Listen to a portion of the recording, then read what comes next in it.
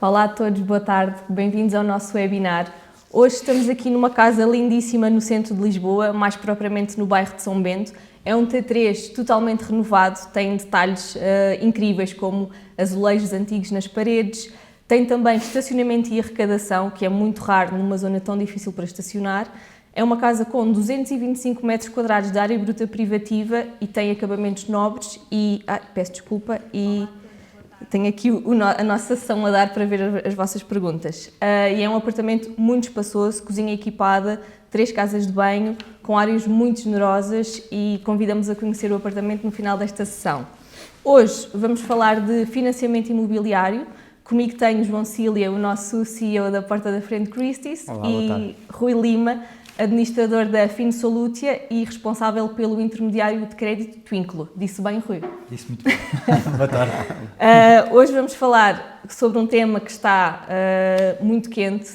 Toda a gente quer saber o que é que vai acontecer às taxas de juros, quais são as possibilidades dos bancos também auxiliarem neste processo, tudo sobre crédito imobiliário.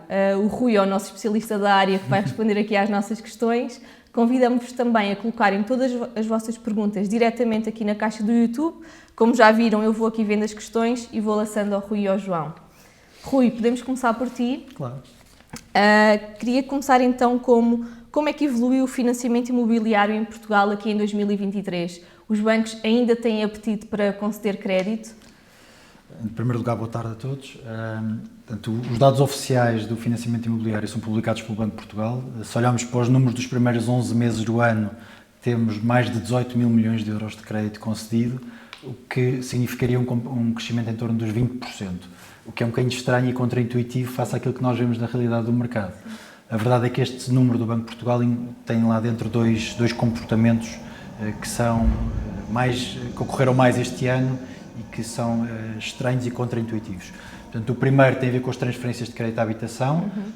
Portanto, com a subida das taxas de juros, houve muitas famílias que foram procurar alternativas para mitigar a subida da taxa de juros e, portanto, foram transferir o seu crédito para bancos que lhes ofereceram melhores condições e, portanto, essa transferência que significou que há uma entrada num novo banco e, portanto, é contabilizada também como uma nova produção. Por outro lado, temos as reestruturações, portanto, os bancos tiveram que renegociar contratos com algumas famílias que estavam em situações mais difíceis para cumprir as suas responsabilidades e isso também foi contabilizado. E, portanto, se expurgarmos estes efeitos, na verdade não vemos um crescimento, vemos um decréscimo do mercado de financiamento imobiliário em Portugal. A nossa expectativa é que esteja em torno dos 20% de quebra no mercado. Mas isto não significa que os bancos não queiram conceder crédito. Claro. Na verdade, os bancos estão hoje muito bem capitalizados, com muita liquidez e, contrariamente ao que acontecia aqui há uns anos, o negócio de financiamento com taxas de juros mais altas é mais rentável para os bancos e, portanto, os bancos têm todo o interesse. O problema é que não é uma limitação do lado da oferta, há uma limitação do lado da procura. É isso que está a acontecer. Portanto, estamos a assistir a uma quebra motivada por uma menor procura. Claro que sim. E em 2024, acreditas que vai haver mais procura ao crédito?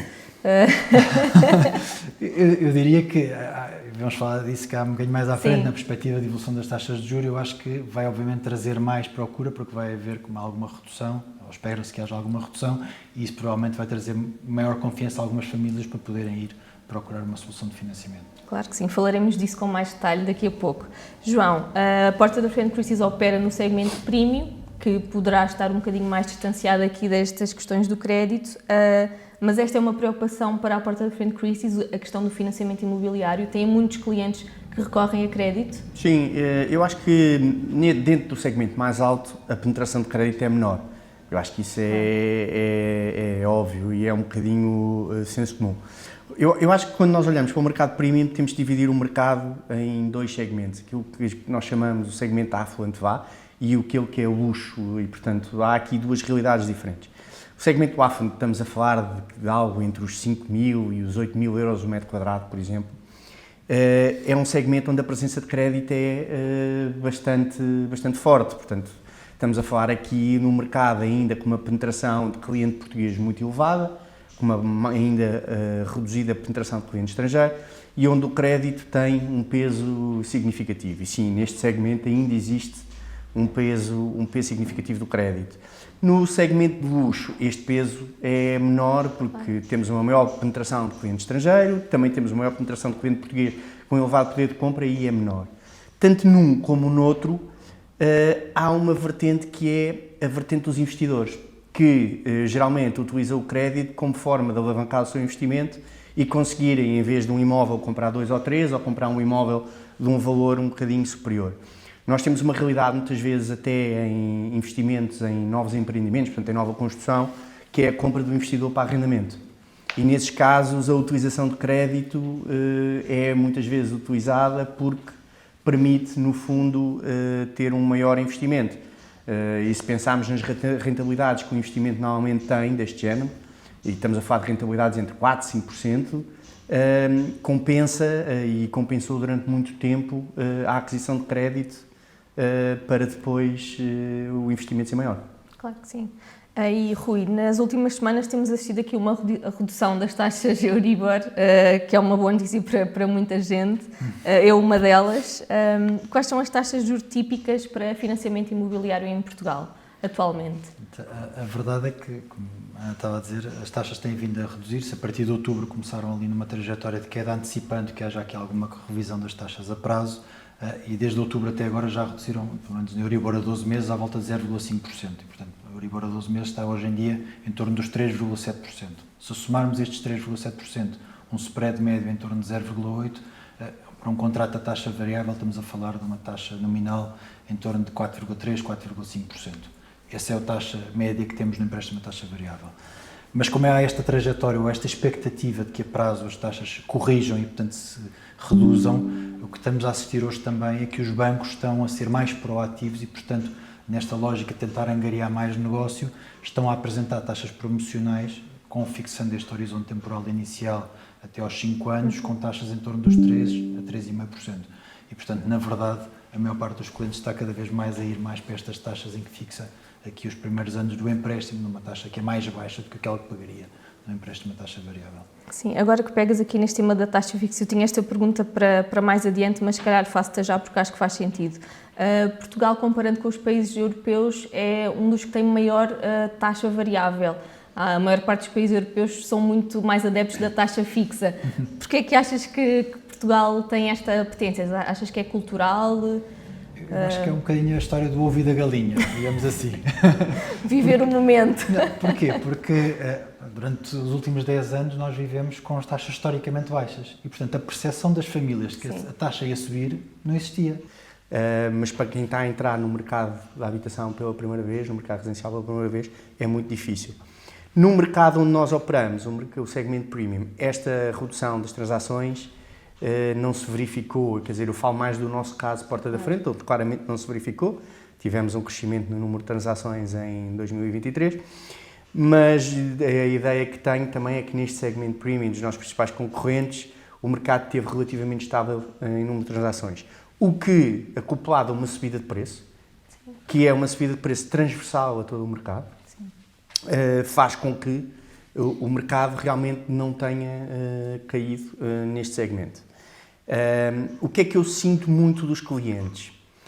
Eu acho que com a subida das taxas de juros criou-se aquela perspectiva e a maior parte das pessoas pensa, bem, o mercado vai cair, as taxas de juros subiram, vai ser tudo muito mais caro, o mercado vai cair, o preço vai cair, eu vou esperar. A verdade é que quem tomou essa decisão há um ano atrás já perdeu 10%, porque o mercado subiu 10% no último ano a nível de preço. E a verdade é que isso não aconteceu. E não aconteceu porque há fatores estruturais a aguentar o preço. E esses fatores estruturais mantêm-se independentemente das taxas de juros. Estamos a falar, e já falámos várias vezes disto, isto é um tema muitas vezes debatido pelas pessoas do setor, de uma escassez de oferta bastante grande, em especial nas grandes cidades, e portanto aqui claramente há uma escassez de oferta, e em especial no segmento premium também. E há este movimento, nós temos alguns empreendimentos aqui fora do centro da cidade que têm grande sucesso hoje em dia a nível de vendas, muito do cliente português que está a fazer este movimento. Sim, o cliente português cresceu muito também, tem crescido muito nos últimos anos na porta da frente. Vocês tinham um foco muito internacional e agora tem-se equilibrado cada vez mais, o que é interessante, e também para desmistificar que os portugueses não têm dinheiro. É engraçado, mais uma vez aí há esse tema, que é muito engraçado que as pessoas perguntam, mas como é que os portugueses são portugueses a comprar? Nós temos ligeiramente um bocadinho acima de 50% de clientes portugueses. Portanto, Um número 50%, um número acima de 50% das nossas transações são de portugueses. E porquê? Mais uma vez, eles têm o seu imóvel valorizado também, portanto vão vender por mais e têm mais liquidez para comprar outra vez um imóvel. Esse é um fator. E a verdade é que existe uma camada de portugueses com dinheiro e a oferta é tão escassa que nem consegue servir essa camada de portugueses. Quando digo oferta de luxo, não é? Sim. Digamos. E, portanto, existem alguns portugueses com dinheiro, infelizmente não é a média, Sim. mas existem alguns portugueses com dinheiro que aguentam o mercado de luxo e não é apenas de estrangeiros, há também aqui alguns portugueses. Claro, e é bom saber isso para desmistificar também as conversas de rua. Rui, ia focar-me agora um bocadinho nos requisitos. Quais são os principais requisitos para ser aprovado um financiamento com hipoteca? Quais são as principais regras do Banco de Portugal em vigor? Em 2018, o Banco de Portugal emitiu uma regra que é conhecida pela recomendação macroprudencial, que na verdade tem 4 critérios. Portanto, esta recomendação que o Banco de Portugal emitiu tem um objetivo que é promover a concessão de crédito prudente, quer para salvaguardar as instituições, quer para evitar situações de incumprimento por parte das famílias. Há uns anos, desculpa interromper-te, eu ainda me lembro há uns anos em que comprávamos uma casa e pagávamos o carro, as férias, e era um crédito que dava para tudo. Eu costumo dizer ao meu pai, ainda estás a pagar o carro de há 10 anos, e as férias das Caraíbas. Isso já acabou exatamente desde que entrou em vigor esta medida. Esta medida tem vindo a ser atualizada, mas isso tem 4 critérios. Um primeiro que é limites aos rácios de LTV, portanto ao rácio que compara o valor do financiamento com o valor da garantia que está a ser dada, e tipicamente isto não pode passar dos 90% para a habitação própria e permanente ou de 80% para outras finalidades, e portanto já não dá para fazer essa lógica de pedir 100% e ainda comprar mais outras coisas. A segunda medida tem a ver com os limites ao rácio da DSTI, portanto a DSTI é o Debt Service to Income Ratio, que na prática é conhecido como taxa de esforço na gíria, que na verdade vai fazer o quê? Vai medir aquilo que é o custo das prestações que a família tem que suportar face ao seu rendimento líquido. E isto não deve passar dos 50%, ou seja, todos os créditos que a família está a suportar não podem representar mais de 50% do seu rendimento líquido, não é do rendimento bruto, é do rendimento líquido. O terceiro critério tem a ver com a maturidade, ou seja, o Banco de Portugal entende que, como na idade da reforma está normalmente associada a uma quebra de rendimentos, os contratos não se devem prolongar muito para além da idade da reforma e, portanto, estabeleceu um objetivo de ter os prazos médios em torno dos 30 anos, na prática até mais ou menos bater com esse momento em que as pessoas se reformam. E a quarta medida tem a ver com os contratos terem prestações constantes de capital e juros e, portanto, evitar situações em que o cliente deixa uma parte significativa do empréstimo para a última prestação, coisa como acontece, por exemplo, em alguns financiamentos automóveis, isso é relativamente frequente. No crédito à habitação isso não é possível. E, portanto, com estas 4 medidas, o Banco de Portugal tentou criar aqui uma lógica de concessão mais saudável. Em cima destas medidas, tipicamente o que temos são os bancos a impor algumas restrições adicionais de acordo com aquilo que é a sua política de risco. E, portanto, há alguns critérios como, por exemplo, situações do emprego, clientes não são efetivos, este género de coisas, há bancos que limitam a concessão de crédito nestes critérios. E, portanto, mas estas são, genericamente, as regras com que trabalhamos no financiamento. Sim, e na tua opinião, achas que todas estas regras tornam a aquisição de crédito muito difícil em Portugal? Verdade, ou achas que são estritamente necessárias e... Na verdade, o João falava há pouco das pessoas que estão a comprar a primeira casa. Sim. A maior parte das pessoas ainda não conseguiu acumular 10% ou 20% daquilo que é o valor para fazer a entrada inicial. Sim, a questão da entrada inicial é muito difícil. Aí, já agora, como as casas das pessoas subiram, a sua avaliação subiu, não é? Hoje em dia a taxa, o LTV, que, portanto, o valor de dívida sobre o total do valor da casa em si, é muito menor e, portanto, é mais fácil quem tem uma casa acomodar os objetivos de ter um LTV menor porque a sua casa valorizou bastante.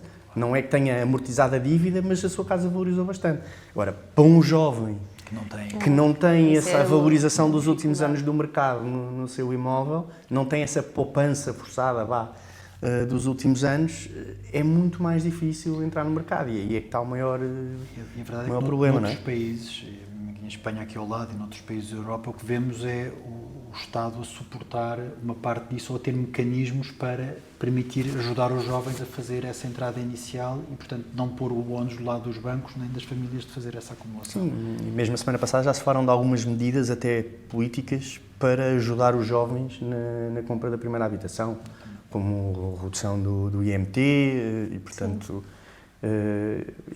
há alguma coisa de pensada, ou tem que haver alguma coisa pensada, porque senão são atirados para o mercado de arrendamento e no mercado de arrendamento também não está fácil como está.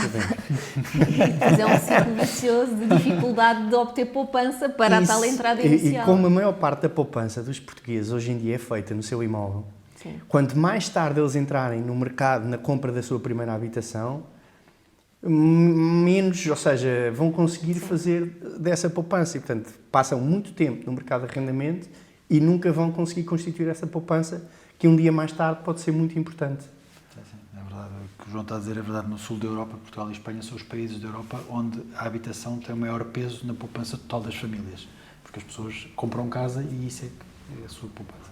Claro que sim. E Rui, falamos aqui um bocadinho do processo típico para a obtenção de um financiamento imobiliário. Já tenho aqui até algumas perguntas, mas vou deixá-las mais para o final. Como é que podem os clientes agilizar e facilitar aqui o processo todo para a aquisição de crédito? Resposta rápida, recorrer ao intermediário de crédito.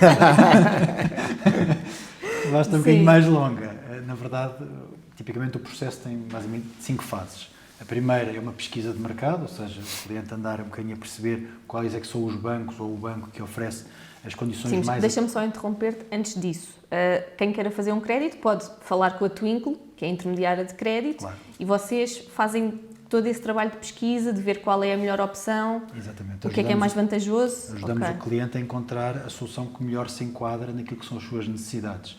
Porque cada cliente tem as suas próprias necessidades, os clientes não são todos iguais e, portanto, ajudamos o cliente a encontrar o banco que oferece o produto mais adequado, nas condições mais adequadas para o cliente e, tipicamente, este processo da ajuda do intermediário de crédito é um processo sem custos para o cliente, porque, na verdade, os intermediários de crédito, na maior parte dos casos, como é o caso da Twinkle, são remunerados pelos bancos sim. e, portanto, isto não tem custos para o cliente. Sim, continuando, desculpa. Voltando à parte do processo. Eu falava em 5 fases. A primeira é esta fase da pesquisa, portanto, encontrar aquele banco que tem a solução que se adequa às necessidades do cliente. A segunda fase tem a ver com uma análise de solvabilidade, ou seja, o cliente tem que entregar um conjunto de documentação para que o banco perceba se pode ou não conceder o empréstimo àquele cliente e até que montante é que pode conceder o empréstimo. Implica recibos de vencimentos, IRS, extratos bancários, toda essa informação tem que ser fornecida ao banco. Passada essa fase, passamos à fase da avaliação do imóvel, tipicamente para perceber qual é que é o valor que o imóvel vai ter e perceber qual é que é o rácio de LTV que vamos ter. E com base nestes dois inputs, na verdade, passamos à quarta fase, que é o banco tomar uma decisão final sobre o empréstimo e emitir a carta de aprovação ou a ficha de informação com as condições finais do empréstimo e a minuta do contrato. E, portanto, daqui para a frente só falta uma fase, que é a fase da formalização e, na verdade, isso acontece tipicamente entre 30 dias a seguir até essa emissão da carta. Normalmente não pode acontecer num prazo muito curto, porque o Banco de Portugal, mais uma vez, impôs aqui um período de reflexão que não pode ser menor do que 7 dias. E, portanto, isto são tipicamente as fases. O que é que os clientes podem fazer, perguntavas-me também, para agilizar o processo? Ter a documentação preparada. Em qualquer que seja o banco, vamos sempre precisar comprovativos de rendimentos, documentos de identificação, extratos bancários, IRS, toda essa informação vai ser necessária porque os bancos vão pedir essa informação. E também a documentação do imóvel, nomeadamente cadernetas prediais e certidões, isso também será preciso para fazer a avaliação do imóvel. Obtendo estes documentos, depois o processo torna-se muito mais simples e rápido da parte do banco. E, por exemplo, quando trabalhamos com o intermediário de crédito, vocês é que trabalham diretamente com o banco, ou seja, eu mando os meus documentos para vocês e vocês é que tratam de tudo com o banco? Tipicamente o intermediário assume muito este papel de pivô entre o banco e o cliente. Há uma altura, obviamente, o banco vai querer começar a combinar as coisas com o cliente, nomeadamente quando estamos a falar da data da marcação da escritura, porque envolve não só o cliente comprador, mas também o cliente vendedor e mais uma série de pessoas. E, portanto, mas durante uma grande parte do processo, o intermediário faz aqui um bocadinho de agente do cliente junto do banco para para poder fazer essa representação, sem nunca se substituir ao cliente, ou seja, o intermediário de crédito não pode representar o cliente perante o banco, ou seja, não pode assinar contratos, não pode fazer nada em nome do cliente. É só podem facilitar o processo. Sim. Ok. João, nós já falamos aqui muito sobre o cliente nacional, que tem cada vez mais preponderância, mas queria também saber se, na vossa perspectiva, este cliente recorre menos a crédito ou mais a crédito, comparando com os vossos clientes internacionais? Tendencialmente, o cliente internacional é um cliente que adquire imóveis de valor mais elevado em média do que o cliente nacional. Ou seja, o peso do cliente internacional em imóveis acima dos 2 milhões, 2 milhões e meio é muito superior do que é geralmente abaixo desse valor. E, portanto, em aquisições de maior valor, o peso do crédito é menor. Tendencialmente são pessoas com rendimento disponível bastante grande, ou com uma taxa já muito grande de poupança e, portanto, a utilização de crédito é muito menor. E, portanto, no fim, o cliente estrangeiro recorre menos a crédito do que o cliente nacional, em média. Sim. O que não significa que em algumas dessas transações também não haja recurso a crédito. Em especial, tipicamente, muitos destes clientes pensam numa ótica de investimento, não pensam como uma família. Portanto, pensam, eu tenho este dinheiro, este meu dinheiro, não interessa quanto, eu posso investi-lo e tirar daqui uma determinada rentabilidade. Vale a pena gastá-lo na casa e não pedir um crédito, porque o investimento que eu vou fazer não vai ter uma rentabilidade superior ao custo do crédito. E, portanto, eles têm muito este pensamento. Este pensamento, quando a taxa de juros estava zero, ou negativa, ou abaixo de 1%, era um pensamento muito imediato. Eu claramente acredito que o meu dinheiro investido vai gerar mais que esta taxa de juros que eu teria. Então, o que é que faziam? Mais rapidamente recorriam ao crédito. Acredito que neste momento seja uma conta que ponha as pessoas mais a questionarem-se sobre o assunto.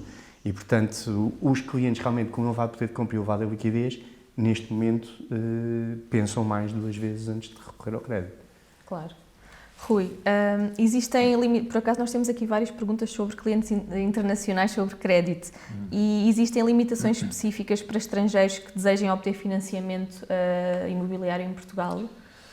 Portanto, o peso dos estrangeiros, quer na compra, quer no financiamento, tem aumentado muito. Por exemplo, no caso da Twinkle, em 2023, 40% dos processos que nós intermediámos foram de clientes estrangeiros que compraram casas em Portugal. E muitas vezes clientes até de segmentos médios e altos que não precisam propriamente do dinheiro, mas fazem-no nesta lógica que o João falava, ou seja, os clientes têm as suas aplicações financeiras, a desmobilização dessas aplicações financeiras tem custos e, portanto, é mais fácil, é melhor recorrer a crédito a esta compra do que propriamente ir desmobilizar essas aplicações financeiras, especialmente quando estamos a falar de geografias que não são a Europa. Esse é um ponto importante. Temos aqui um cliente, o Andrés Campos, que vive nos Estados Unidos e que está exatamente a perguntar como é que pode obter financiamento imobiliário em Portugal. Ou seja, tipicamente clientes que estão de outras geografias, Europa, Américas e Américas do Sul, tipicamente as remunerações que têm nas suas aplicações são bastante superiores, mesmo aos 4%. Estamos a falar hoje do custo do crédito em Portugal. Isso. E, portanto, muitas vezes é preferível fazer um financiamento para fazer a compra em Portugal.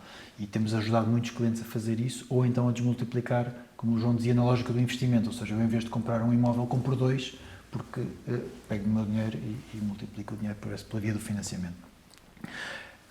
Relativamente à pergunta que me fazias do tema das restrições, genericamente existem algumas restrições adicionais, ou seja, tipicamente os bancos são mais conservadores naquilo que são os limites do LTV, ou seja, não vão normalmente até aos 90%, nem até aos 80%, ficam em valores um bocadinho mais baixos, à volta dos 70%, alguns bancos um bocadinho acima. Depende também de geografia para geografia ou de nacionalidade para nacionalidade, não é igual para todas. E também nas maturidades, ou seja, não fazem contratos tipicamente tão longos, 40 anos não fazem tipicamente a prazos mais curtos. Portanto, estas são genericamente as alterações que fazem para clientes estrangeiros. No entanto, há grande apetência para financiar a clientes estrangeiros que compram em Portugal. E não são tudo coisas más. Por exemplo, no caso do seguro de vida, a maior parte dos bancos hoje isenta os clientes estrangeiros, como são tipicamente clientes mais velhos em que o custo do seguro é muito representativo no custo do financiamento, isenta os clientes da necessidade de subscrever o seguro de vida e, portanto, com vantagens significativas no custo do crédito. Então, respondendo aqui ao nosso espectador, sim, é possível obter financiamento imobiliário em Portugal, podem falar diretamente com a Twinkle, que certamente vos pode ajudar. João, e os clientes que precisam de recorrer a crédito e que falam com a porta da frente para adquirir um imóvel, para investir ou viver, costumam pedir-vos algum tipo de ajuda ou consultoria nestes primeiros passos? Nós não fazemos um serviço de consultoria, não somos intermediários de crédito e, portanto, não fazemos esse serviço. Normalmente, sempre que há dúvidas relativamente ao crédito, nós recomendamos um intermediário como a Twinkle, e com a Twinkle nós trabalhamos bastante e, portanto, recomendamos sempre ao cliente. Acontecem muitas dúvidas, especialmente hoje em dia. A principal dúvida que eu acho que as pessoas nos trazem é taxa fixa, taxa variável. Sim. E acredito também que o Rui pode até falar melhor que eu sobre isso, mas acredito que esse é um tema bastante recorrente, que é como é que eu faço agora? A taxa está tão alta, devo fixar a taxa, vai descer. Pronto, Depois há todas as questões processuais que os clientes nos trazem também. Como é que bancos é que me devo dirigir, ou seja, todas as questões processuais.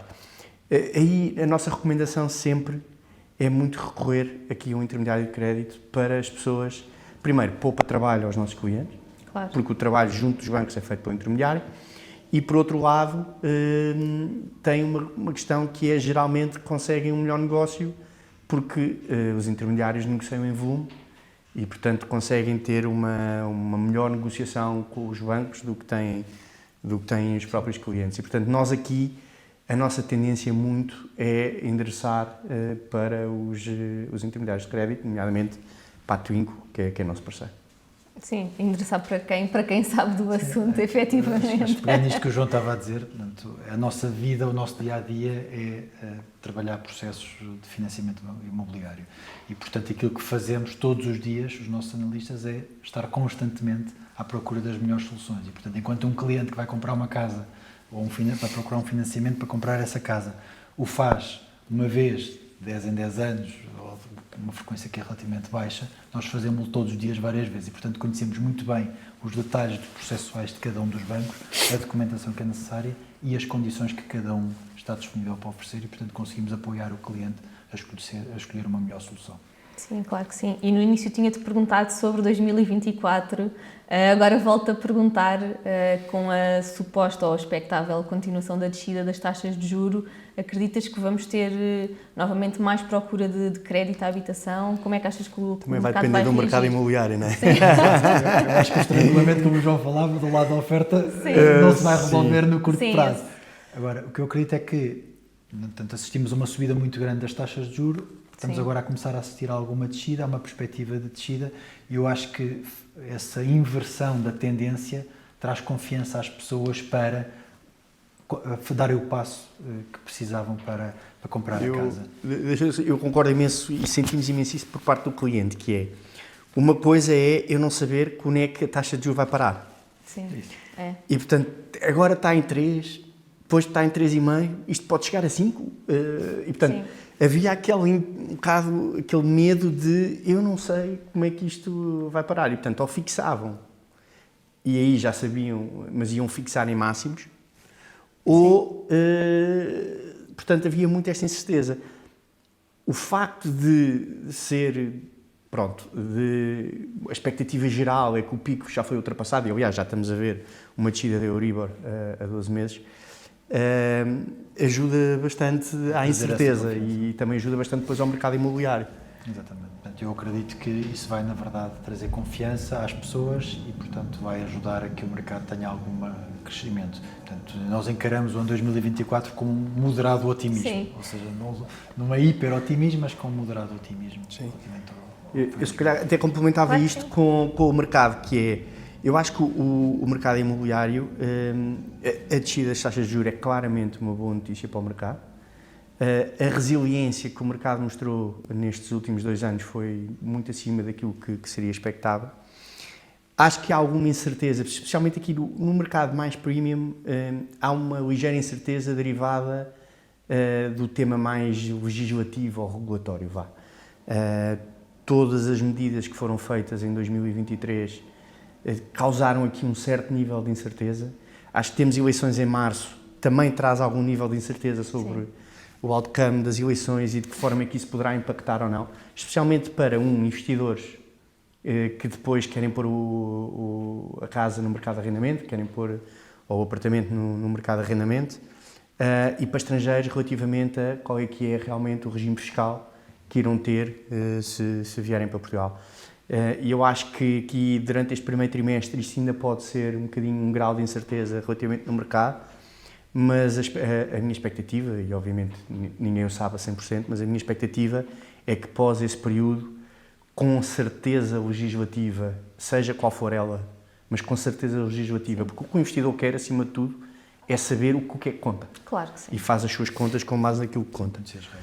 E com um custo de dívida mais baixo, eu acho que temos as condições para que seja um bom ano ao nível do mercado imobiliário e com isso, obviamente, beneficiar do financiamento. Claro que sim. Terminamos com esta nota positiva e, antes disso, vamos só aqui colocar algumas questões que são maioritariamente para o Rui. Sim. Como já esperávamos, não é? Eu não sei se podes ajudar aqui em algumas, mas se não puderes também diz e voltamos ao retorno aos nossos clientes. Com a nova lei do licenciamento, não é necessária a licença de habitação. Como se trata o empréstimo sem licença de habitação? Os bancos podem emprestar? Ainda é muito recente essa alteração. Sim. E, portanto, nós ainda estamos a ver se os bancos vão ou não querer financiar esses imóveis. E, portanto, ainda não há nenhum... Ainda não se sabe. Ainda não se sabe exatamente se os bancos vão aceitar financiar o imóvel sem a licença de habitação. Ou seja, em teoria podem fazê-lo, mas como o banco depois vai ter que o financiar, não sabemos se os bancos vão querer aceitar esses imóveis ou não. Ainda não conseguimos responder. É esperarmos para ver, não é? Sim. Aquela questão dos Estados Unidos já vimos. Depois há aqui outra pessoa que pergunta se a Twinkle presta total assessoria para a compra.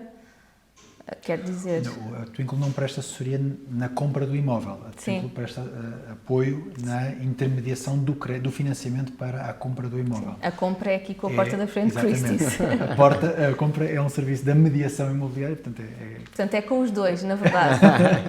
Se precisar de crédito é com a Twinkle e a compra precisará sempre aqui da porta da frente Christie's. Vou aqui só terminar com mais uma, que é possível pedir simultaneamente 2 créditos à habitação para 2 imóveis diferentes, tendo taxa de esforço apenas para um crédito? Na verdade, não. Pois. Na verdade, como eu dizia, o rácio da DSTI, ou da taxa de esforço, vai medir o total dos créditos que o cliente tem. Se só tem taxa de esforço para um, na verdade, os bancos não vão financiar os 2. É o que vai acontecer. Não vai acontecer, claro que não. Ok, perguntou aqui depois algumas questões mais técnicas sobre mediação imobiliária que nós depois vamos dar resposta. Rui e João, muito obrigada por se terem juntado a nós hoje. Esperamos ter respondido a algumas perguntas sobre este tema tão abrangente e tão presente atualmente.